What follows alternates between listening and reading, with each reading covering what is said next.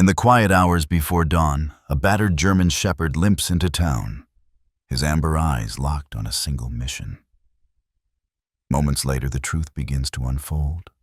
A missing child, a trail only he can follow, and a past that ties him to a family on the brink of losing everything.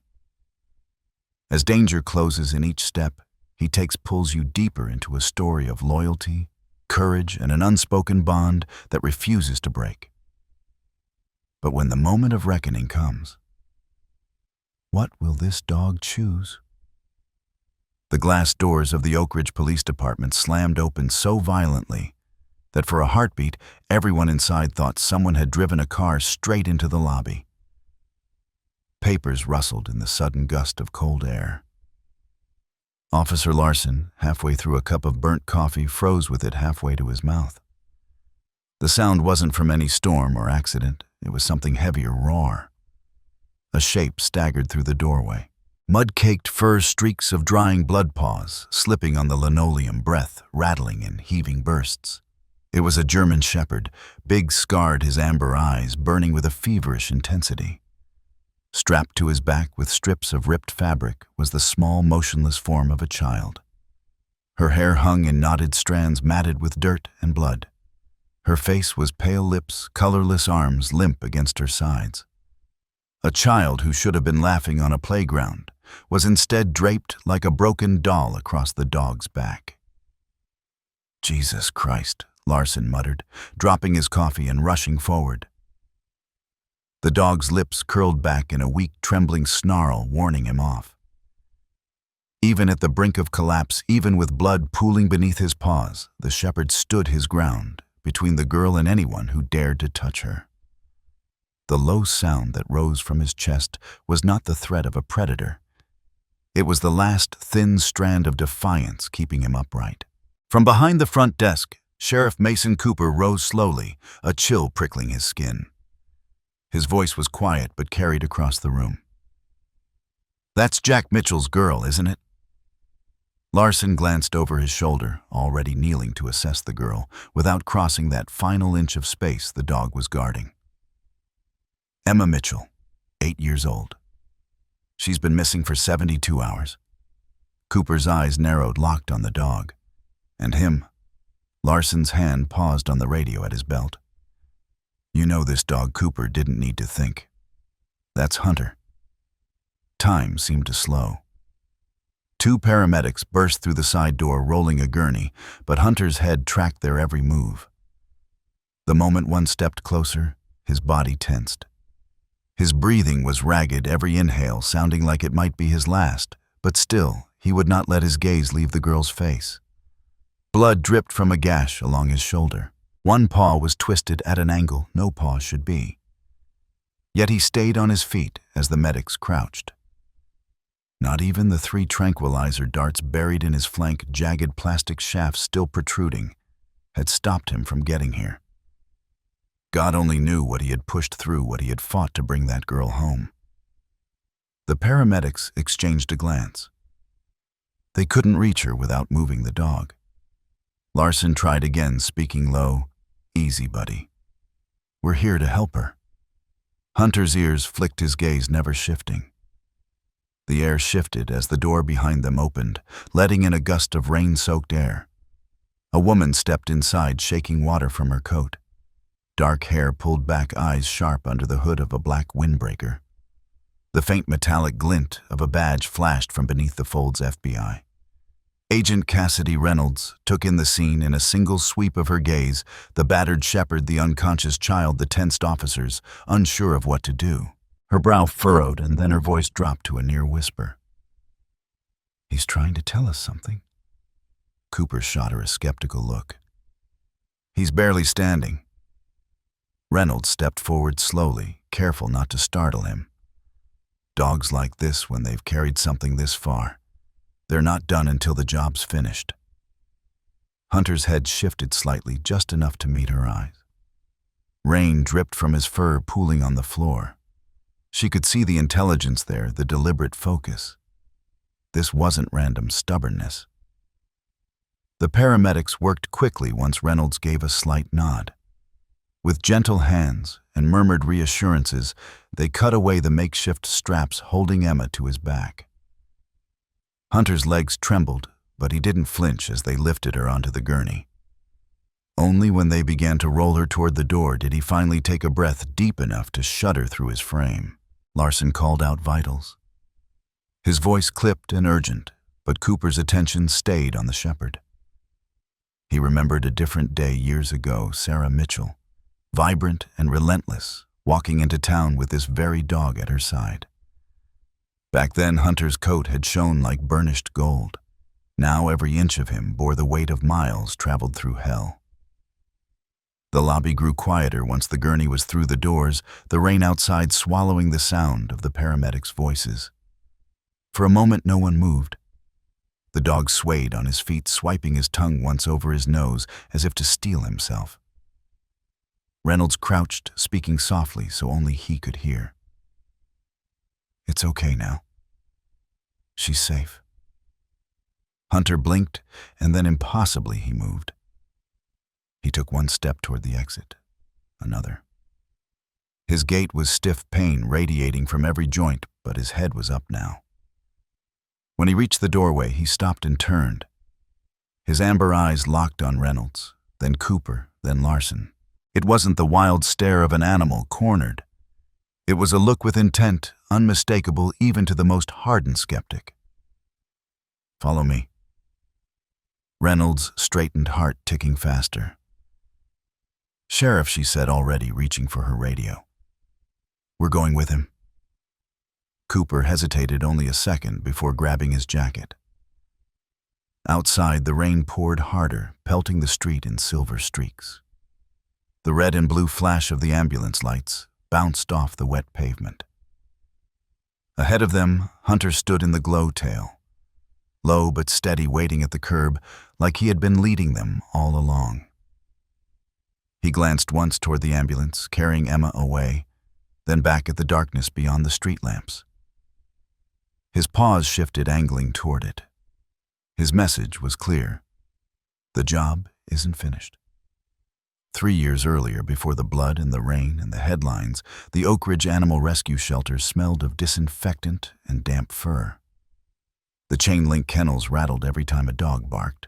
It was a chorus of pleading high yips, low howls, the scratch of claws on concrete. Emma Mitchell, barely 5, then walked between the rows in her rain boots, her small hand clutching her father's. Jack followed half a step behind, shoulders hunched as if bracing against a wind no one else could feel. He kept his eyes low, not looking into the cages. "This won't take long," he muttered more to himself than to Emma. She stopped at the first pen where a cluster of puppies tumbled over one another in a frenzy of wagging tails. She watched them for a moment, smiled faintly, then moved on. Jack expected her to press her face to the wire to beg for the smallest, fluffiest one. That was the point of this trip, or so he thought. Instead, Emma walked past every pen without more than a glance. Her gaze skimmed the Labrador with the big brown eyes, the beagle that howled for attention, the little terrier who pawed at the gate. She moved with quiet purpose, as though looking for someone she already knew.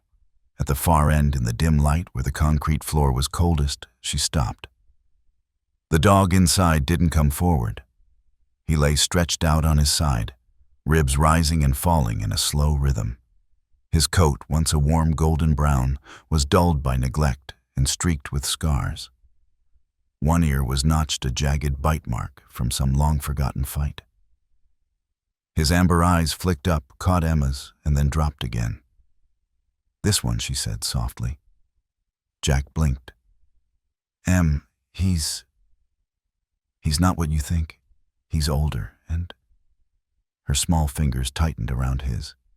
"His eyes are sad like mine." The words punched through his chest in a way he couldn't defend against. The shelter worker, a woman in her 40s with kind but tired eyes, came over. "That's Hunter," she said. "Been here a couple of months. Hard to place." She hesitated, studying Jack. "You might want to know. He's been through some things." Jack's jaw flexed. "What things?" The woman looked at Emma, then back at him. He belonged to your wife, didn't he? The air seemed to go out of the room. Jack's hand dropped from the gate. After Sarah's death, the house had become unbearable, a mausoleum of things too heavy to throw away. Hunter had been part of that weight. Jack remembered the night he'd loaded the dog into the back of his truck and driven here, the leash coiled like a noose in his fist. He hadn't looked back when the shelter door closed between them. He told himself it was for the best. Hunter had been there the night Sarah was murdered. He'd tried to protect her and failed. In Jack's grief-soaked logic, that failure was unforgivable. Looking at the dog was like ripping open the wound every day. Now here he was again, staring at the same animal, older, thinner, but with the same eyes. I don't think Jack began, but Emma had already knelt in front of the gate. Hunter lifted his head slowly, watching her. She slid her fingers through the wire. He didn't move at first. Then, as if the space between them was something that could be crossed only with trust, he inched forward until his nose touched her hand. "That's it," Emma whispered. "It's okay." Jack looked away, throat tightening. The adoption papers were signed that afternoon.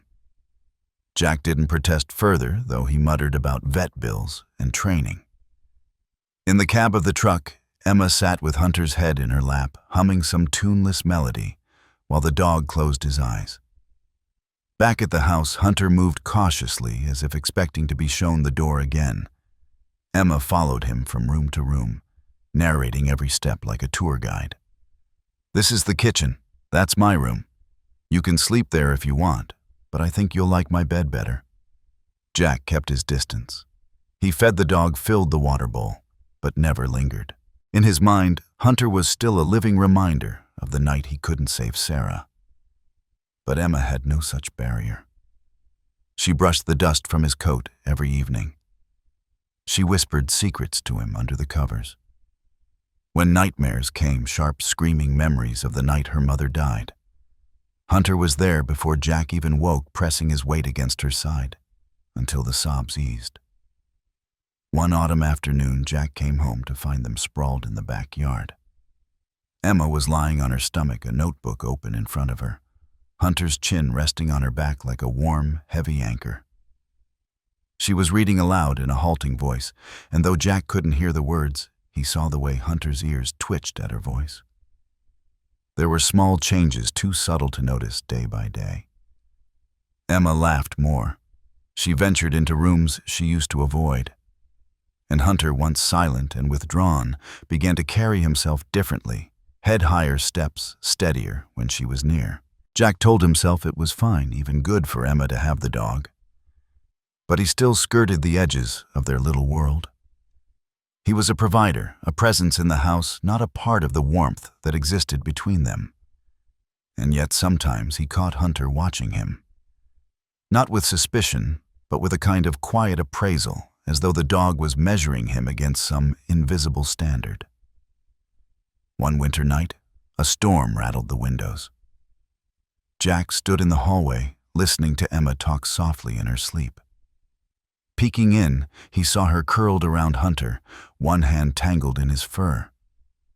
The shepherd's eyes were open, fixed on the door, but he didn't move. Jack lingered a moment longer than he meant to, feeling something he couldn't quite name, something like gratitude wrapped in guilt. By the time spring came, it was clear Hunter wasn't going anywhere. He belonged to Emma in a way that went beyond ownership. And though Jack wouldn't admit it aloud, the house felt less hollow with the dog's steady breathing in the background. Hunter and Emma had built something between them, trust, unspoken understanding, the kind of bond forged not by treats or toys, but by the shared weight of loss. Neither of them had chosen that pain, but together they carried it more easily. Jack still kept his distance, but sometimes, when he thought no one was looking, he found himself standing in the doorway, watching them. And in those moments, he had the uneasy sense that this dog, with his scarred flank and watchful eyes, might one day matter more than he could possibly imagine. That feeling would prove to be true sooner and more urgently than any of them could have guessed. 3 years earlier, before the blood and the rain and the headlines, the Oak Ridge Animal Rescue Shelter smelled of disinfectant and damp fur. The chain-link kennels rattled every time a dog barked. It was a chorus of pleading high yips, low howls, the scratch of claws on concrete. Emma Mitchell, barely 5, then walked between the rows. In her rain boots, her small hand clutching her father's. Jack followed half a step behind, shoulders hunched as if bracing against a wind no one else could feel. He kept his eyes low, not looking into the cages.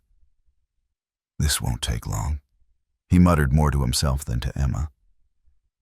She stopped at the first pen where a cluster of puppies tumbled over one another in a frenzy of wagging tails.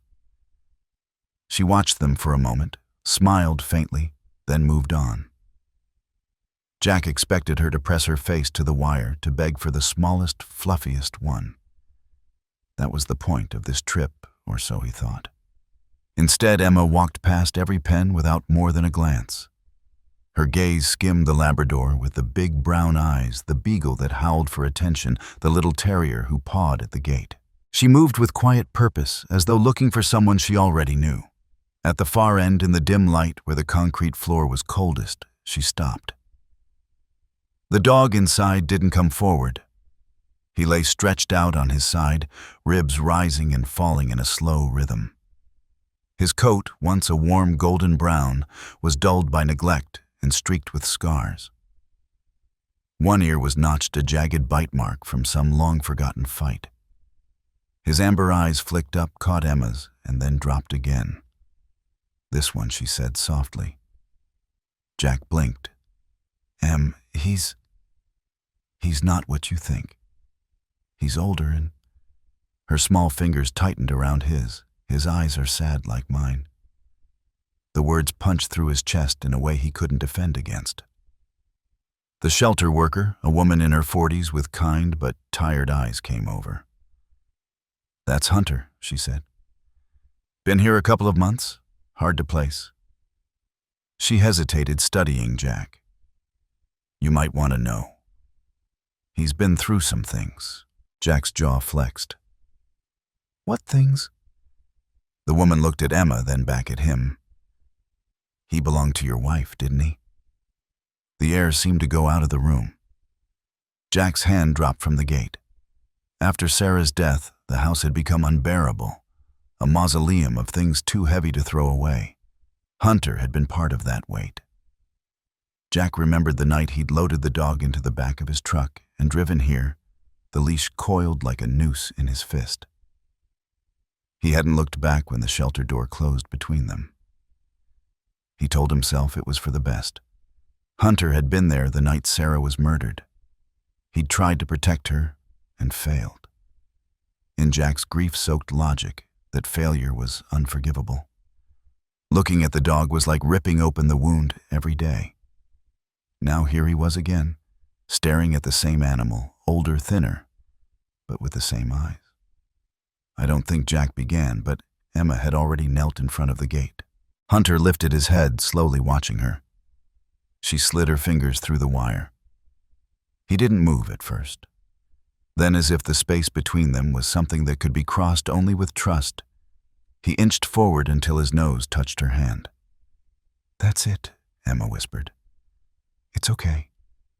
Jack looked away, throat tightening. The adoption papers were signed that afternoon. Jack didn't protest further, though he muttered about vet bills and training. In the cab of the truck, Emma sat with Hunter's head in her lap, humming some tuneless melody, while the dog closed his eyes.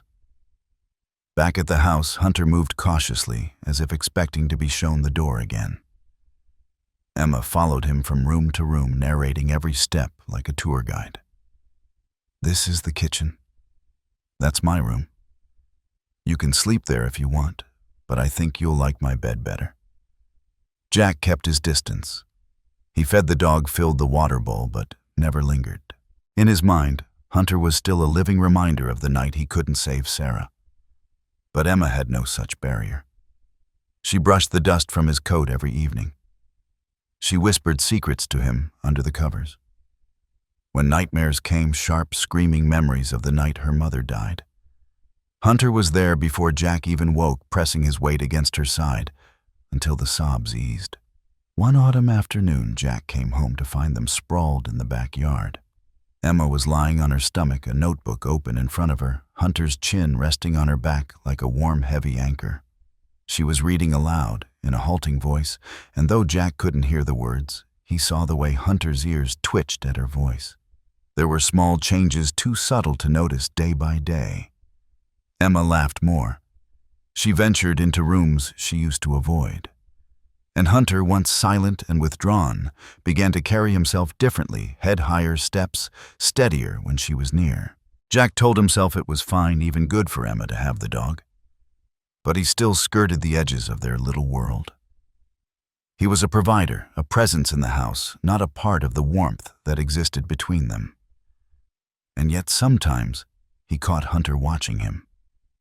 Not with suspicion, but with a kind of quiet appraisal, as though the dog was measuring him against some invisible standard.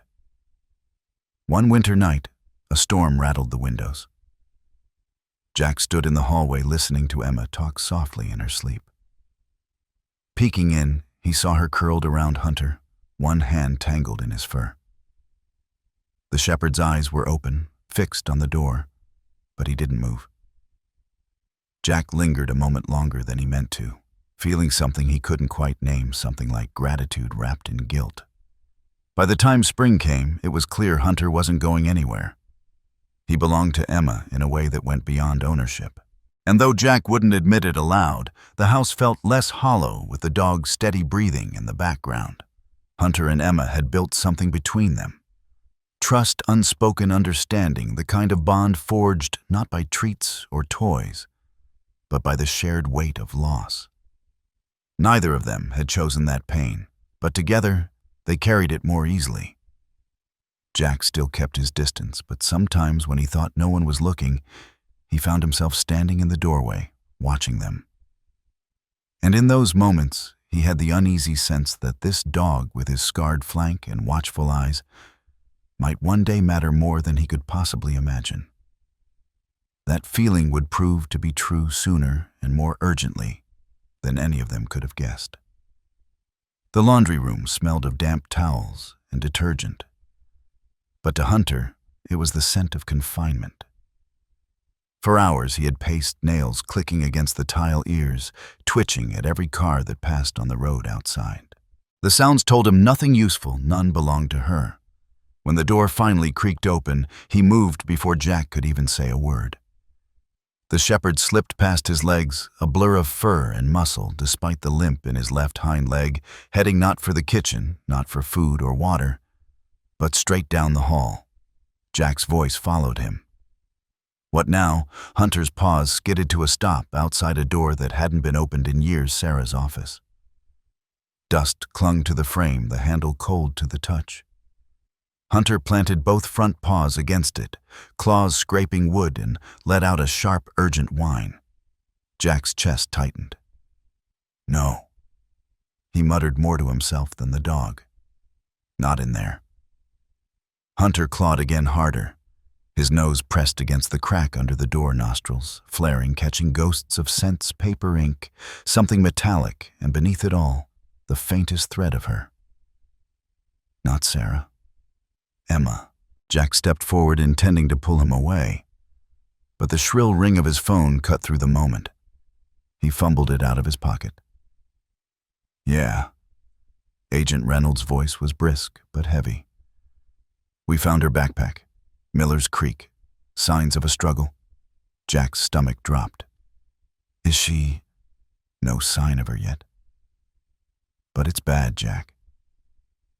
When the line went dead, he stood frozen in the hallway, the weight of those words pressing against his ribs. He didn't notice Hunter's ears pivot toward the sound of the wind outside. He didn't see the dog's body, tense with decision. That night, the house was quiet except for the occasional groan of the old beams in the wind. Jack sat at the kitchen table staring at the open bottle of whiskey he hadn't yet touched. His mind replayed the image of Emma's pink backpack lying in the dirt. In the shadows beyond the table's edge, Hunter waited. He'd studied the rhythm of Jack's movements all day. The man was tired, distracted. This was the moment. When Jack finally stood to get a glass of water, Hunter slipped toward the front door. The latch gave under the push of his shoulder, the frame whining softly. Cold air swept in. By the time Jack turned back, the night had already swallowed him. The first miles were easy open fields, quiet roads, but they burned through what little energy Hunter had left. His paws, already raw from pacing, began to bleed in the cold. The scent trail was faint, frayed by rain and time, but it was enough. He skirted the edge of Miller's Creek as the moon slid between clouds. The water's surface reflected shards of light, and the mud along its banks clung to his legs. Here the smell was stronger, Emma's shampoo the faint, sugary trace of the candy she kept in her pockets. But laced through it was something acrid and wrong, cheap cologne chemical and sharp. Hunter waded across the current, tugging at his chest. On the far bank, thorn bushes snagged his fur, tearing small lines into his skin. He pushed forward, nose low, letting scent guide him where sight failed. The land began to change. Trees grew denser, their limbs clawing at the sky. The ground pitched upward into rocky slopes, slick with moss. Locals called this stretch Devil's Backbone, a spine of stone and shadow, riddled with old mining roads and cave mouths that swallowed sound. Ghost stories clung to this place like fog. Hunters claimed to hear voices here. Miners spoke of lights deep underground. Hunter knew none of that, but his hackles rose all the same. Every step felt watched. He moved carefully now, avoiding loose gravel that might give him away. Somewhere ahead, faint and uneven, was the hum of a generator. The scent of oil drifted on the wind. And under it, Emma. Closer now. The trail led him down a narrow ravine choked with ferns and fallen logs. At its end, half buried in earth and brush, was a slab of rusted metal. He circled, ears straining. A bunker hidden from anyone who didn't know where to look.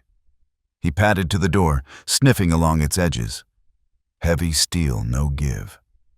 But near the bottom was a gap barely the width of his muzzle. He lowered himself to the ground, pressing his nose through. Cool, stale air met him, carrying with it the smell of fear and the salt of dried tears. Then a sound. Hunter. The voice was thin, hoarse, but it was hers. He pressed closer. "I knew you'd find me," Emma whispered. Her fingers appeared in the narrow space, trembling, brushing against his fur. She leaned down, her words barely audible. "The man who took me. He smells like the one who hurt Mom." Hunter's eyes narrowed, ears swiveling toward the faint echo of footsteps somewhere inside. The scent of that same cologne threaded the air like a warning. He pulled back from the gap, heart pounding not from fear, but from the certainty of what had to come next. Emma's hand lingered in the darkness, and Hunter touched his nose to it once more, sealing the promise they both understood he wasn't leaving without her. The bunker's walls were old concrete, cold and sweating moisture, but the vents running through them were narrow, rusted metal. Hunter's paws made almost no sound as he crawled forward, his body compressed to fit through the tight shaft. Every inch scraped his ribs, the edges biting into the scars along his flank. But he pushed on. Through the slits in the vent, dim yellow light flickered bare bulbs swaying slightly from chains. Voices filtered through the metal, low and muffled, but the words were enough to make the hair along his spine lift. "Midnight," one man said. "Blackwood wants her gone by then. No loose ends." A second voice, deeper and colder, replied, "Fine. We load her into the truck. No one sees anything." Hunter paused, chest pressed flat against the vent's floor. Midnight. Hours away. But not enough. His ears turned toward the sound of footsteps, counting the cadence of the guard's patrol. They were confident, relaxed. They thought this place was safe.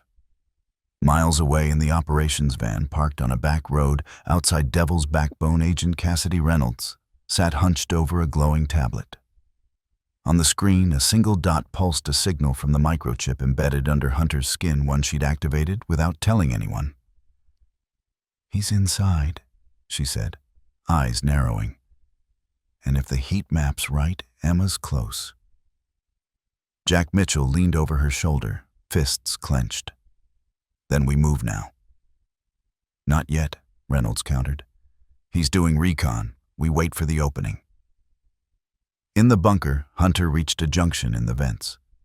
One path carried the faint scent of oil and gasoline the truck bay.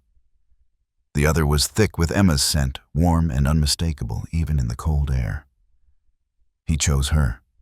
He found a grate and pressed his muzzle to it. Below, Emma sat on a narrow cot, her knees pulled to her chest, head bowed.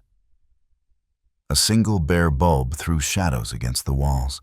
Her breathing was slow but steady. She was alive. The door to her cell groaned open.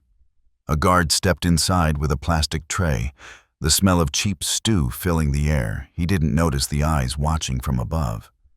When he set the tray on the floor and turned to leave, Hunter moved. The grate gave way under the force of his weight clattering to the floor. The guard's head whipped up, but too late Hunter hit him from above, jaws locking around the man's forearm before he could reach the pistol at his hip. The man screamed, twisting, but Hunter's training took over. He drove him back into the wall teeth, holding firm, every muscle braced. The gun clattered across the floor. Hunter Emma's voice was a mix of shock and relief. He released the man only when his knees buckled. Spinning toward Emma, he barked once sharp, urgent. She understood. The window in the corner was small, no more than 6 feet off the ground. Hunter planted himself beneath it, perfectly still. "You want me to climb on you," she whispered. Another bark. Emma scrambled onto his back, using his shoulders for leverage. Her fingers found the latch. It groaned in protest, then gave way. Cold air swept in, smelling of wet grass and freedom. She wriggled through, dropping to the ground outside. "Come on," she hissed. But the shepherd stayed. The window was too small for his frame. He barked once more, soft, urgent, before turning toward the sound of shouting down the corridor. He would buy her time. Outside, Emma ran through the dark until a figure stepped from the shadows, blocking her path. Emma. The voice was warm, familiar. Dr. Sarah Andrews Oakridge's beloved veterinarian stood in her white coat, a medical bag slung over her shoulder. "Sweetheart, you're safe now." Relief surged, then faltered. Emma caught a scent, sharp chemical wrong.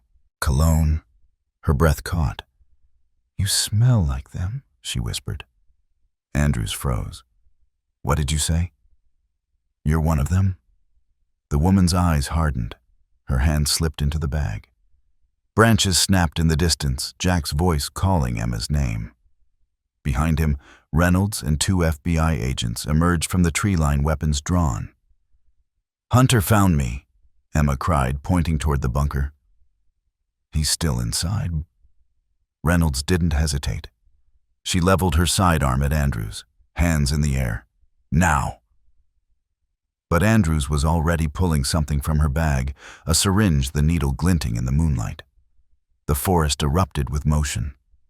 Hunter burst from the shadows, his body low and fast, despite the wounds tearing at his side. He hit Andrews like a meteor, knocking the syringe from her grip. It spun into the dirt as they crashed to the ground. Jack reached Emma, pulling her into his arms. She clung to him, sobbing. Reynolds kicked the syringe away, cuffing Andrews with practiced efficiency. "You're done," she said coldly. Minutes later, floodlights pierced the trees as the FBI team advanced on the bunker. Agents in tactical gear swarmed the entrance, shouts echoing off the stone. Gunfire cracked once, twice, then silence. Inside, they found maps, weapons, and chains bolted to the floor, evidence of a well-organized trafficking ring. Several low-level guards were arrested on the spot. But the man they wanted most, Thomas Blackwood, was gone. The back tunnel leading to the old mining roads was empty.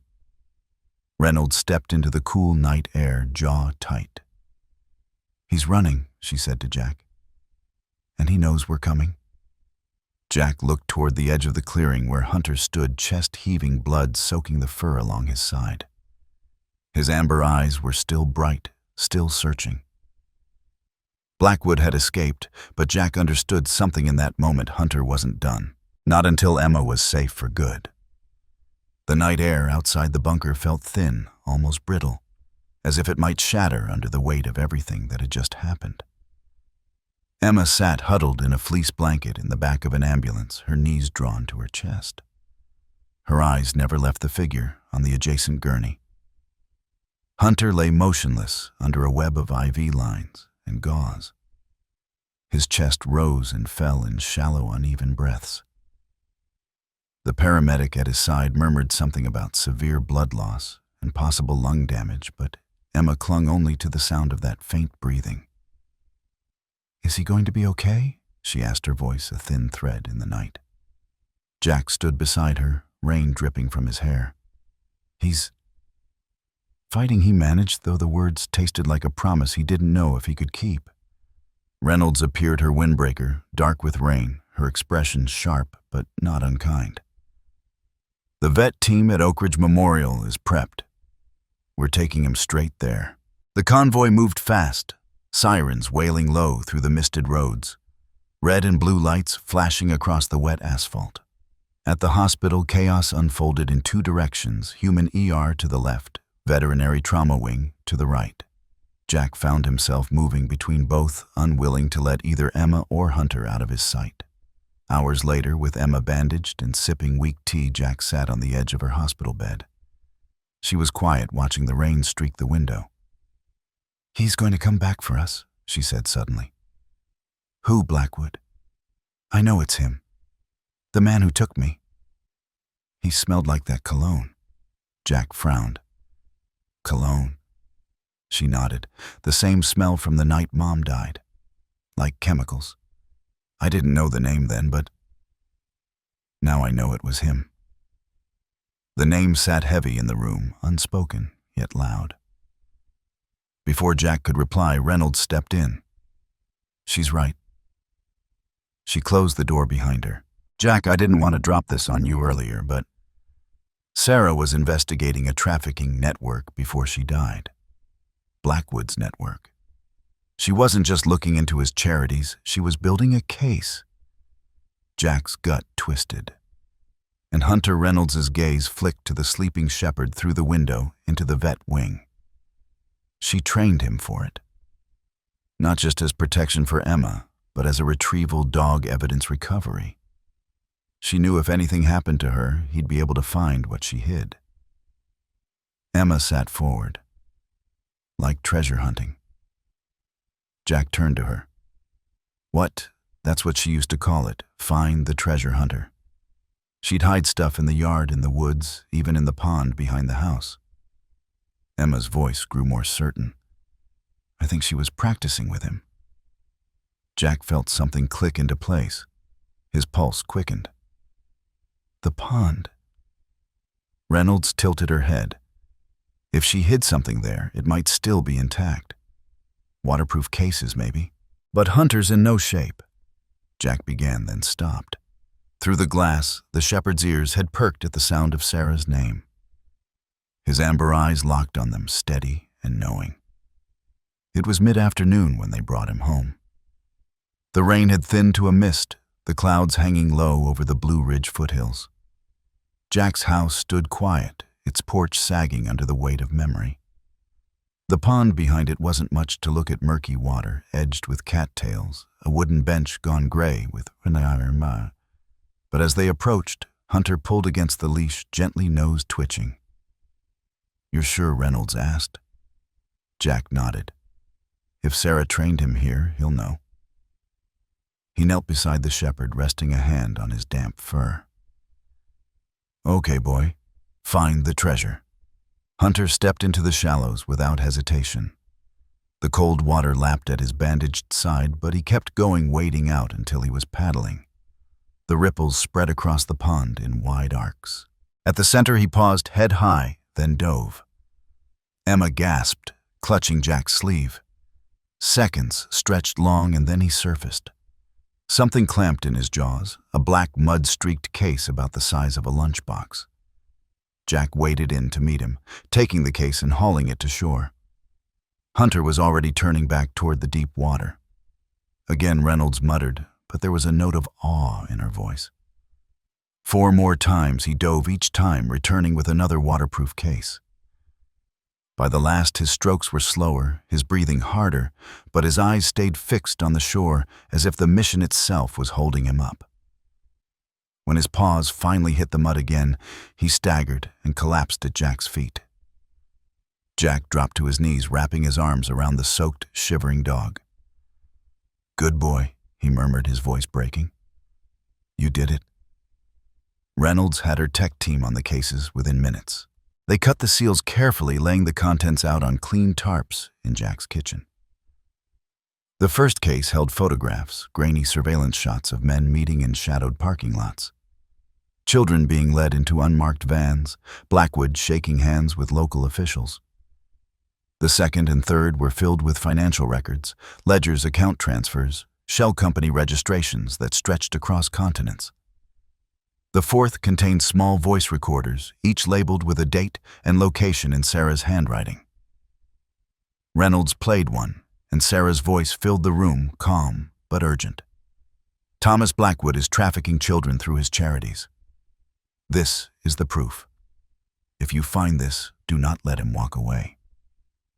The fifth case was heavier.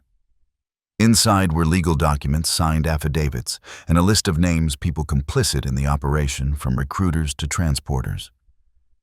Reynolds flipped through the pages, her face tightening. This is everything. Not just enough to arrest him, enough to dismantle the whole operation. Jack stood by the window, looking out at the pond where the ripples were still fading. Hunter lay on a blanket nearby. His eyes half closed, his breathing slow but steady. Emma knelt beside him, stroking the fur at his ear. "You found it, Hunter. You found Mom's treasure."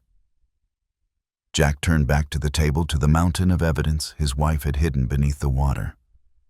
For the first time since her death, the weight in his chest shifted, not gone, but lighter, replaced with something he hadn't felt in years. The cases from the pond had been spread across Jack's kitchen table for hours, the air thick with the smell of damp paper and silt. Reynolds' tech team worked quietly, cataloging each item, snapping photos, sliding files into evidence bags. In the corner, Emma sat cross-legged beside Hunter, her hand resting on the warm rise and fall of his ribs. It was in the third case they found a small waterproof pouch tucked beneath a layer of folded legal papers. Inside was a sealed envelope and a black USB drive no bigger than Jack's thumb. Reynolds glanced at the handwriting on the envelope, then handed it to him without a word. Jack froze. The slanted, deliberate script was unmistakable. Sarah. He slid a finger under the seal, careful not to tear more than necessary. The paper inside smelled faintly of ink and the cedar drawer where she used to keep her stationery. "Jack," it began. "If you're reading this, something has happened to me. I wanted to tell you everything while I was alive, but I thought I had more time. I thought I was being careful enough. I was wrong. The work I've been doing is dangerous, and I knew my time might run out. That's why I trained Hunter, not just to protect Emma, but to guide you if you got lost. He's more than a dog. He's a safeguard, a courier, a soldier. But most of all, he's family. Trust him even when you can't trust yourself. Trust Emma's instincts, too.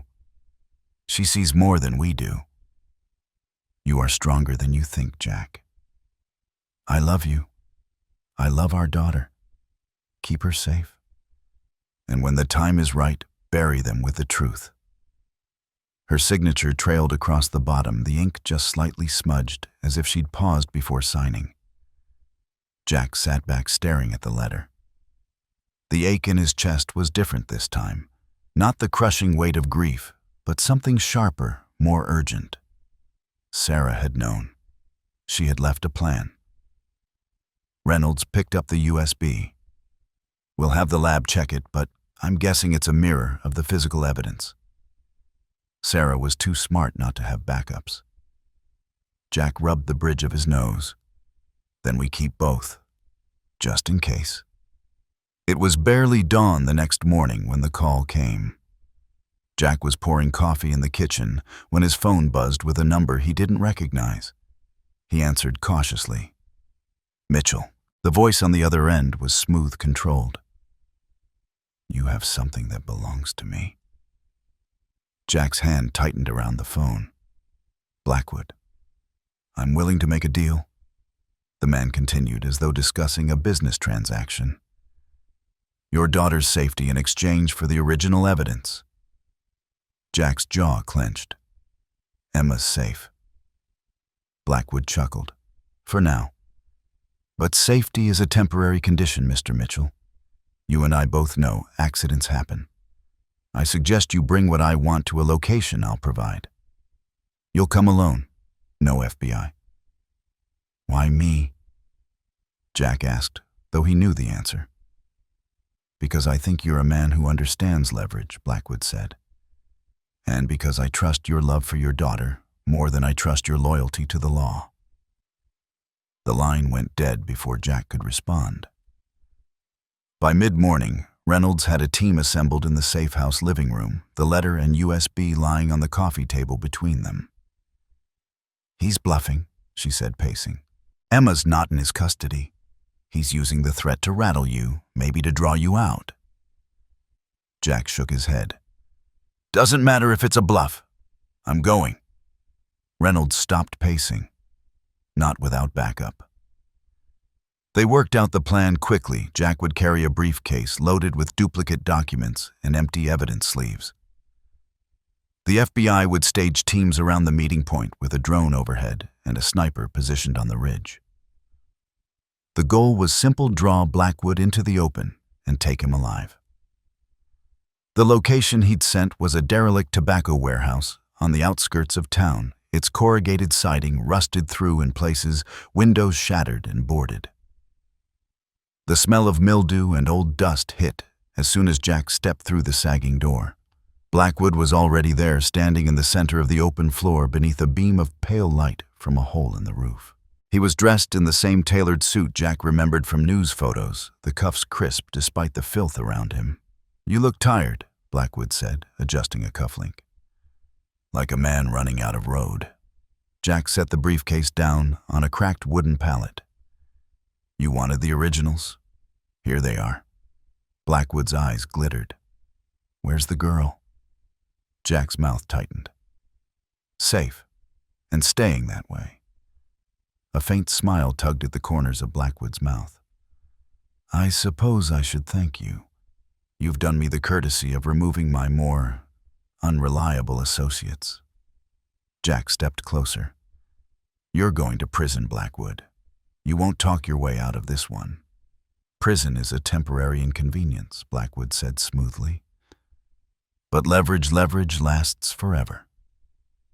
He took a step toward the briefcase. That was the cue. From the rafters, red laser dots bloomed across Blackwood's chest. A voice boomed through a megaphone, FBI, drop your weapon. Blackwood froze, then let out a low, bitter laugh. Took you long enough. Reynolds emerged from the shadows with two agents at her side, their weapons trained. Thomas Blackwood, you're under arrest for trafficking, conspiracy, and murder. You might want to call your lawyer. The agents moved in, cuffing him with swift, practiced motions. For the first time, Jack saw something flicker in Blackwood's eyes, an edge of calculation giving way to recognition that this time the game was over. By nightfall, Blackwood was in federal custody, his arraignment set for the following week. The evidence from the pond, the USB, and Sarah's meticulous documentation left no cracks for him to slip through. At the safe house, Jack found Emma asleep on the couch, her head resting on Hunter's side. The shepherd cracked one eye open as Jack entered, tail thumping once against the cushion. Jack crouched beside them, running a hand over Hunter's fur. "It's done," he said quietly. "You're both safe." Hunter closed his eyes again, as if he already knew. In the corner, Reynolds packed up the last of her gear. She caught Jack's gaze and gave a small nod. "Your wife? She planned for everything. You just finished what she started." Jack looked back at the sleeping girl and the scarred shepherd who had brought her home.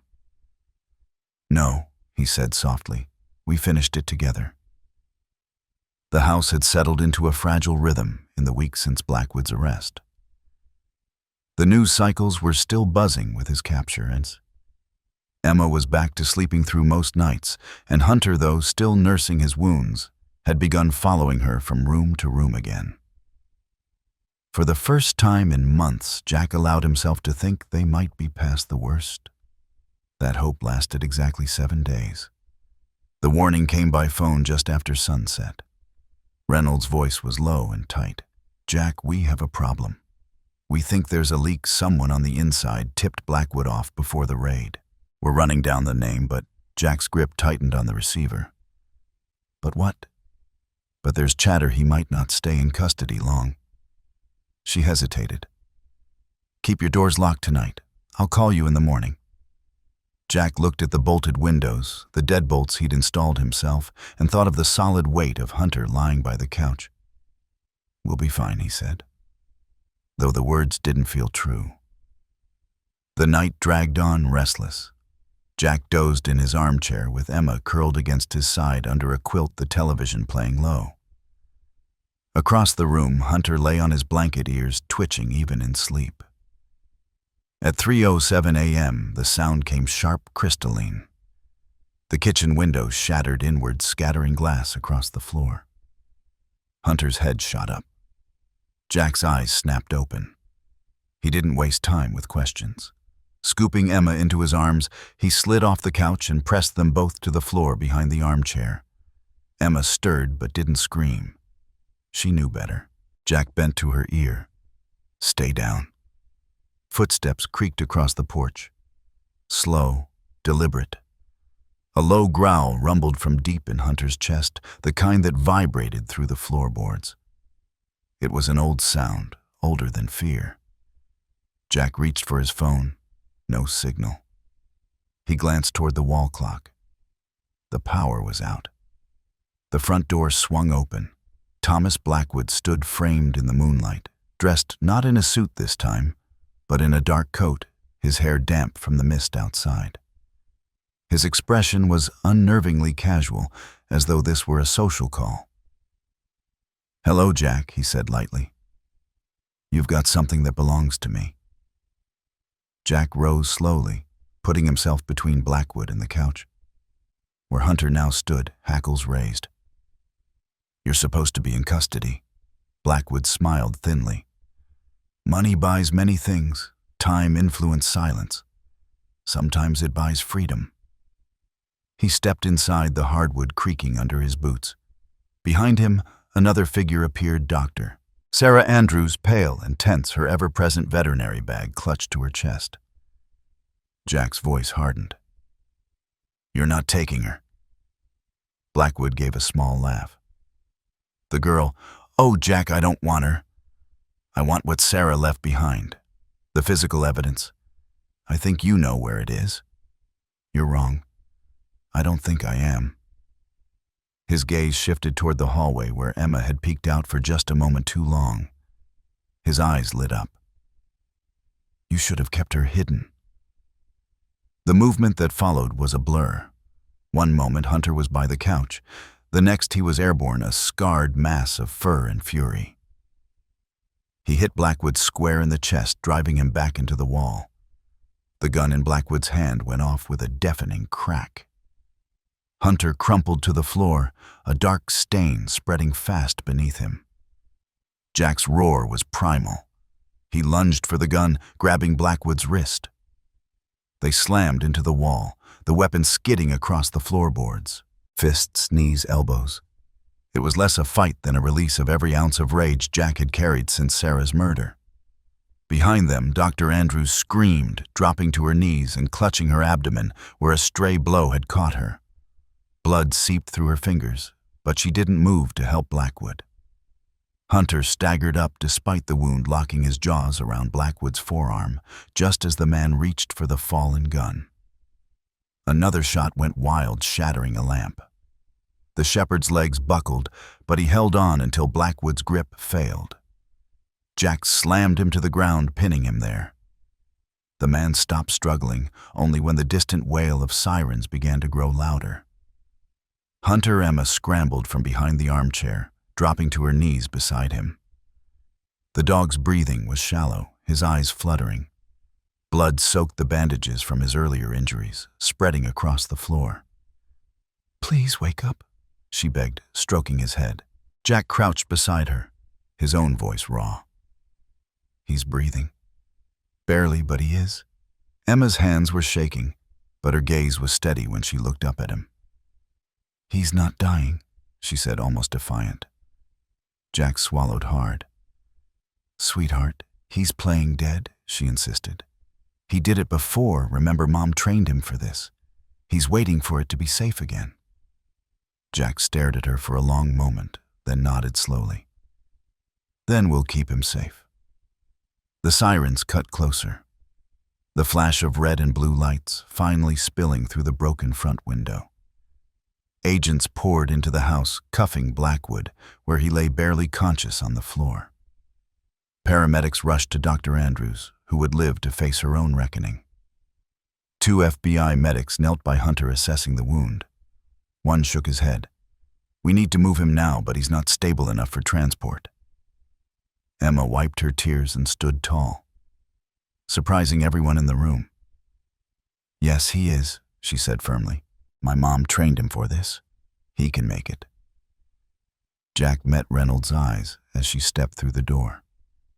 "She's right," he said quietly. Reynolds nodded once. "All right. Let's get him in the air."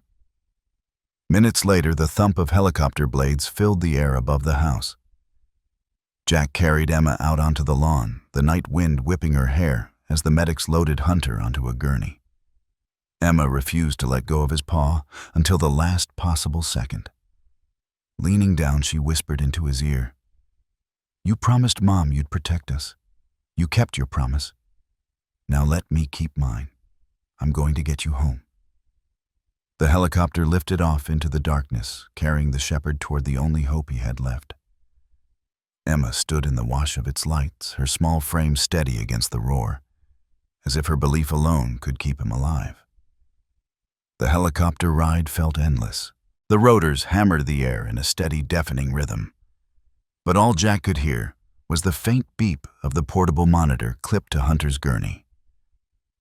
The shepherd lay wrapped in thick bandages, an oxygen mask secured over his muzzle, his sides heaving in uneven bursts. Every so often a shudder rippled through him, a tremor that had nothing to do with the vibration of the helicopter. Emma sat beside him, her small hand curled gently around his paw, her knuckles white. She leaned close to his ear, whispering words Jack couldn't make out over the roar of the engine. But he didn't need to. The way her voice softened was enough. The pilot's voice crackled over the headset. 2 minutes to the Richmond Veterinary Trauma Center. Jack glanced through the open cabin door at the city lights ahead, scattered like jewels against the black. It felt wrong, almost obscene, that somewhere down there, people were sleeping soundly, unaware that the world in this cabin was holding its breath. The trauma center's roof team was ready when they landed. The gurney rolled straight from the helicopter into a brightly lit corridor where the air smelled of antiseptic and adrenaline. A man in green scrubs, his hair tucked beneath a surgical cap, met them halfway. "I'm Dr. Elias Chen," he said quickly, scanning Hunter with a practiced eye. "Multiple reopened wounds, probable lung puncture, severe blood loss. He's critical, but if he wasn't the dog he is, I'd be telling you there's no chance." Jack's voice was rough. "Do whatever it takes." Chen nodded to his team. "Prep or 2. Cross-match blood. I want plasma started in the next 90 seconds. Emma didn't move when they began to wheel Hunter away. It took Jack's gentle touch on her shoulder to make her let go of the paw she'd been holding. She looked up at him with damp eyes, but didn't cry. "He's going to make it," she said, as if sheer conviction could bend reality. They were shown to a waiting room that felt more like a hospital than any place meant for animals. White walls, plastic chairs, a coffee machine that hissed quietly in the corner. Jack sat with his elbows on his knees, hands clasped so tightly his knuckles ached. Emma curled beside him, her blanket pulled around her shoulders. Time became elastic, minutes stretched into hours, each one marked by the sound of footsteps echoing in the hall, outside never stopping at their door. Through the glass panel in the waiting room door, they could occasionally see glimpses of the OR hallway staff moving briskly carts of equipment, wheeled past the red light over the surgery room, remaining stubbornly lit. Every time the door opened, Jack's head would snap up only to sink again when it wasn't Chen. The surgery stretched into its 4th hour. Jack tried to sip the coffee from the machine, but it was bitter and metallic. Emma had fallen asleep with her head in his lap, but even in sleep, her fingers curled like they were still holding Hunter's fur. Finally, the door swung open, and Dr. Chen stepped in. His scrubs were splattered faintly with something darker than antiseptic, his shoulders heavy with fatigue. Jack rose so fast, he almost woke Emma. "Tell me." Chen gave a slow nod. "He's alive. We repaired the lung damage, stopped the internal bleeding. He lost a lot of blood, and the next 24 hours will be touch and go, but he made it through the surgery." Jack's breath left him in a rush he hadn't realized he'd been holding. "I've never seen anything quite like it," Chen continued. He crashed twice on the table, and both times he fought his way back. Most dogs would have given up after the first. Emma stirred at the sound of his voice, blinking up at him. "Can I see him?" Chen hesitated, then smiled faintly. "Just for a minute." The recovery ward was dimmer than the waiting room. The light here softer, less clinical, as if the room itself understood it was a place for healing. The air was warmer too, carrying the faint sense of antiseptic and clean linen, rather than the sharp chemical tang of the operating theater. Somewhere nearby, a humidifier whispered, blending with the steady, methodical beeps of the monitoring machines. Every so often, the quiet shuffle of nurses' shoes crossed the floor, their murmured voices almost reverent in this sanctuary for the fragile. Hunter lay in a padded kennel positioned against the far wall, insulated from the bustle of the rest of the ward. Fresh white gauze wrapped his side and chest, neat but telling of the trauma beneath. The oxygen mask, fitted over his muzzle, fogged slightly with each exhale, clearing again with every slow inhale. His breathing had evened out compared to the frantic, shallow gasps on the helicopter, but it was still delicate, like a candle flame that could gutter with the wrong draft. Emma stepped into the ward first, her small frame dwarfed by the doorway. She moved with the kind of carefulness children only learn when they've already lost too much. The moment she reached his kennel, she lowered herself to her knees, not minding the cold linoleum pressing against her skin. The door to the kennel was already ajar, and she reached through her fingers, finding their familiar place along the curve of his head. "Hi, buddy," she whispered, her voice steady but thick with everything she'd been holding back. "We're safe now." Hunter's eyelids fluttered at the sound, as if her voice traveled deeper than his hearing, straight to the part of him that still anchored to her. His amber eyes cracked open just enough for the dim light to catch and glint like molten metal. The barest flick of his tail followed a muted thump against the bedding that said more than any bark could. Jack had followed her in, but he stopped a pace behind, reluctant to break whatever was passing silently between girl and dog. His throat tightened. That tiny wag, that sliver of recognition, was enough. It was proof the fight wasn't over, not for Hunter, and maybe not for them either. The hours that followed were measured less by clocks and more by the rhythm of care. Nurses came and went, their hands gentle but efficient, as they checked his vitals, adjusted the drip that snaked from the IV stand, or made small notes in charts clipped to the kennel door. Emma barely moved from her spot, sometimes curling up on the floor with her head pillowed on her arms, sometimes opening a book, but never reading past a page. Jack remained close, alternating between pacing the narrow aisle and sitting in a molded chair that made his back ache, unwilling to be more than a breath away. By mid-afternoon, the sound of hurried footsteps broke the lull. Reynolds appeared in the doorway, rainwater beating on the shoulders of her dark windbreaker. A folder, thick and worn at the corners, was tucked under one arm. She scanned the room, her gaze softening slightly when it landed on Emma before shifting to Jack. "We hit 3 of Blackwood's safe houses last night." She began lowering her voice when she saw Emma's head lift. She stepped closer to Jack, the words coming quieter but heavier. "Freed 17 minors. Seized enough to give the DA an ironclad case." Jack let out a long, uneven breath. "And him." "In federal lockup this time," Reynolds said. "Maximum security. No leaks. No way out." She hesitated, then looked past him to Hunter. "You bought us the time we needed. All of this," she lifted the folder slightly, "doesn't happen without him." Emma, who had been absently tracing the line of Hunter's ear, glanced up. He already knows that she said simply as if it were the most obvious truth in the world. Reynolds' mouth curved into a smile that softened the hard edges of her face. "I think you're right." The rain had eased by evening, the city lights outside the wide windows, smearing into the glass in shimmering golds and reds. In the hush that followed the last round of nurse visits, a small movement caught Jack's eye. Hunter had shifted slightly, his paw twitching against the bedding. Jack leaned forward, every muscle in his body on alert. Emma was already sliding closer. "You're awake again," she breathed, slipping her hand through the gap to scratch gently behind his ear in the spot she knew he liked best. A soft, muffled whine escaped beneath the oxygen mask, fragile but real. His eyes found hers and stayed there, holding her gaze in a way they hadn't since the night of the attack. Jack stood behind her, watching the connection spark back to life, and felt something uncoil deep in his chest. "Welcome back, partner," he said, the words carrying both relief and gratitude. This time, when Hunter's tail tapped twice against the bedding, it wasn't a reflex of weakness, it was deliberate. It was contentment. Outside the recovery room, the world remained dangerous and unpredictable. Blackwood's network still had shadows left to chase, and the headlines would eventually shift to the next crisis.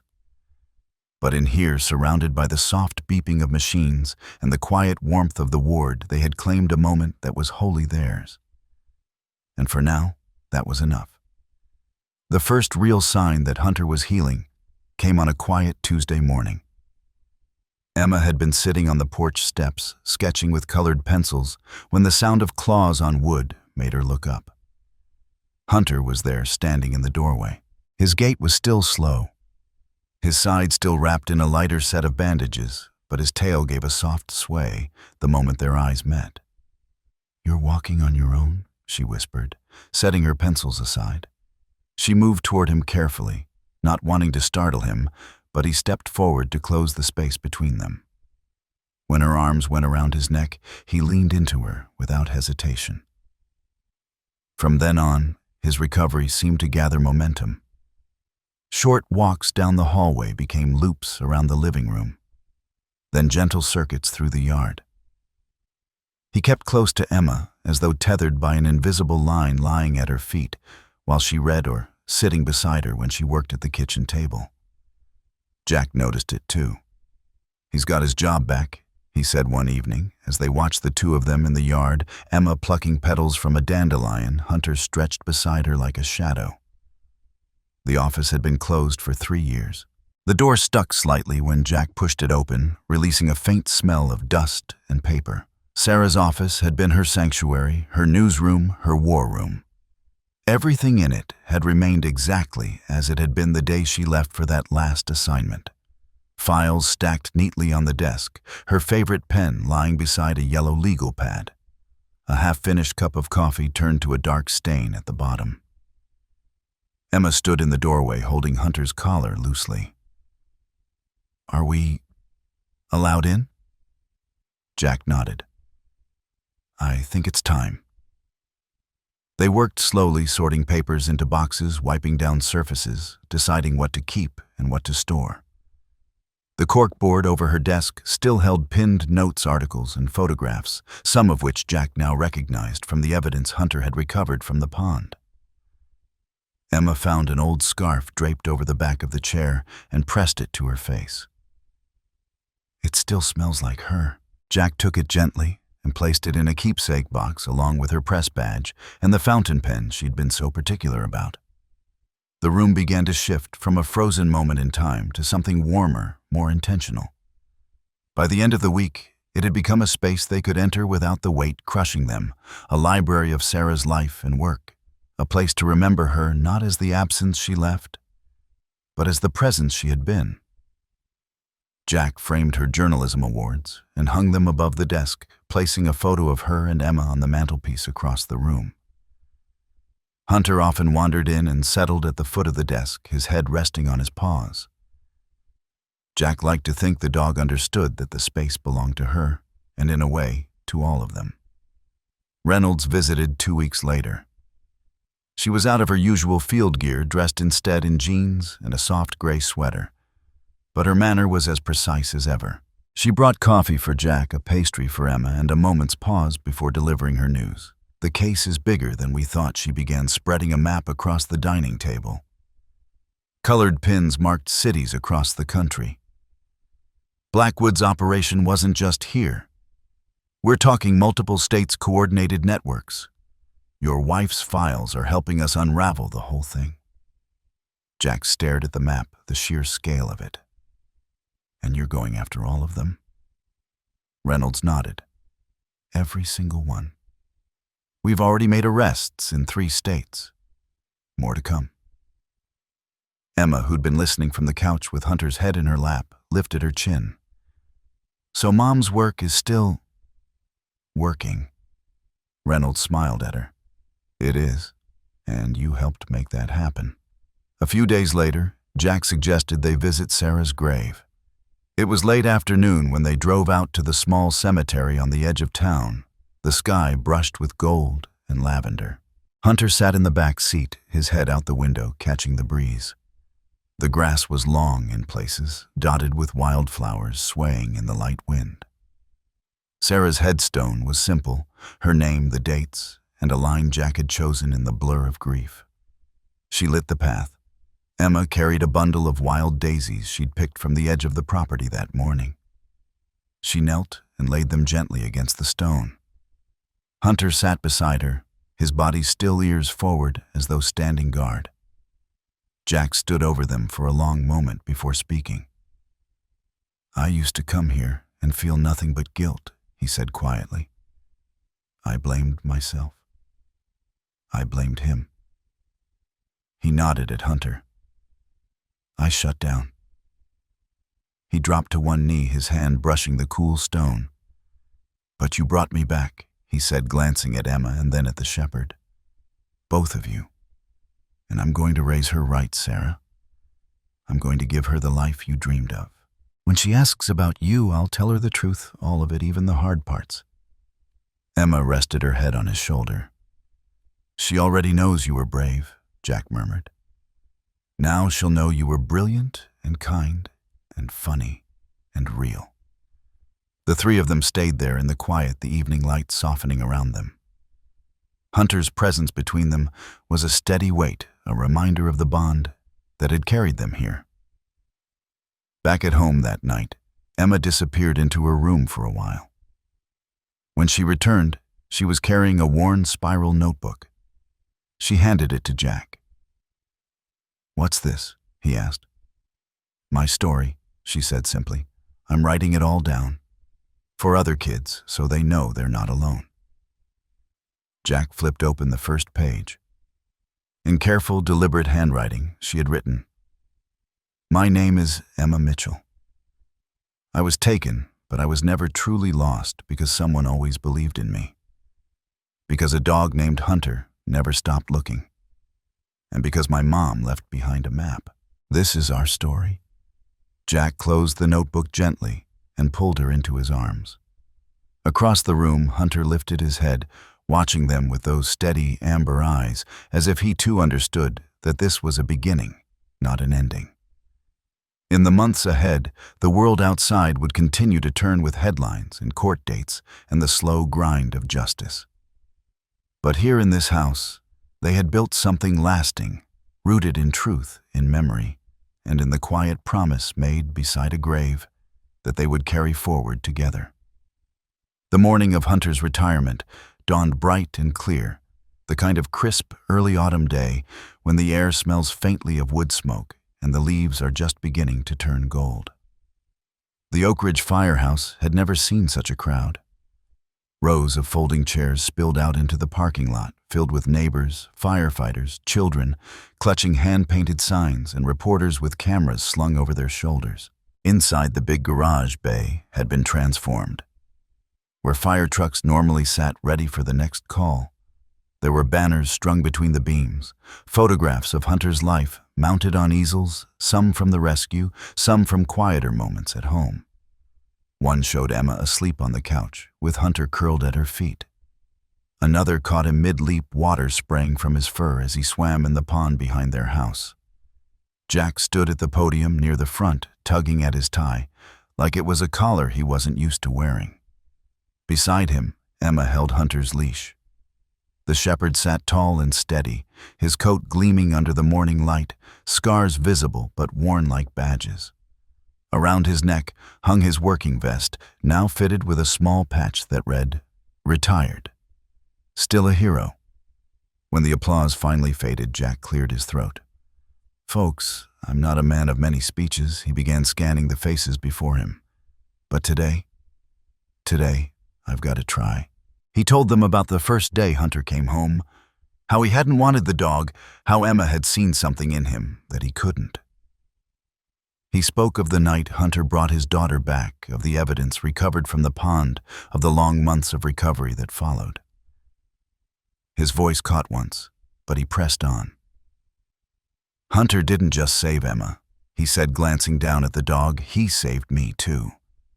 He reminded me that you don't stop fighting just because the odds are bad, and you don't give up on the people you love." Reaching behind the podium, Jack pulled out a small wooden box. Inside was a new tag polished to a shine, engraved with the words, "Always faithful, forever family." He unclipped the vest and with deliberate care fastened the tag to Hunter's collar. "Welcome to retirement, buddy," Jack said. The crowd erupted in applause again, and this time Hunter leaned into Jack's leg, closing his eyes, as if the sound was less about noise and more about warmth. That evening, the celebration was smaller. Just family and a few close friends gathered at the Mitchells' farmhouse.